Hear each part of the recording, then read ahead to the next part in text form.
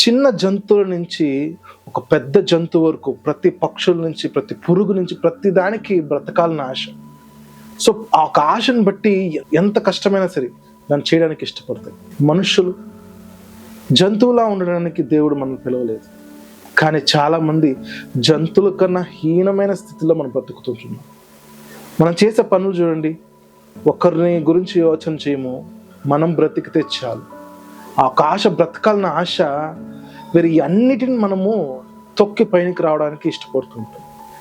ఎదుటివాడు ఎంత నాశనమైనా పర్లేదు, నేను బ్రతుకుతున్నానా చాలు. అవతల వాడు ఎలా అయిపోయినా పర్లే, నేను ముందుకు వెళ్తున్నా చాలు.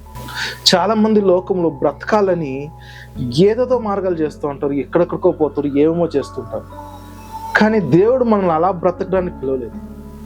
దేవుడు చిత్తానుసారంగా దేవుని వలె, యేసు ప్రభు వలె బ్రతకాలని ఒక ఆకాంక్ష మన పట్ల ఉంచినాడు కాబట్టి మనమందరం కానీ ఆయన వలె బ్రతకాలని ఆశపడ్డాం. కానీ మనం అది చేస్తున్నామా? లేదు.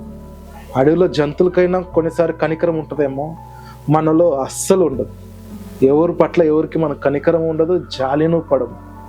ఈ వీడియో చూసే వారికి నాకు విన్నపం ఏంటంటే, ఒకవేళ మనము జంతువుల కన్నా ఘోరంగా తయారవుతున్నామేమో, మనం పరీక్షించుకున్నాం. ఎందుకంటే మన కొరకు సిలువలో బలైన యేసు మన నుంచి కోరేది ఇది మాత్రమే, ప్రేమ కలిగి ఒక్కరినొకరు ప్రేమిస్తూ దేవుని పోలి బ్రతకాలని ఇష్టపడుతుంటాం. అలాంటి బ్రతుకు మనం అందరూ బ్రతకాలని కోరుకుంటూ, ప్రతి ఒక్కరు ఈ వీడియోని షేర్ చేయండి, కమెంట్ చేయండి, ముఖ్యంగా ఈ ఛానల్ సబ్స్క్రైబ్ చేయండి. Thank you so much.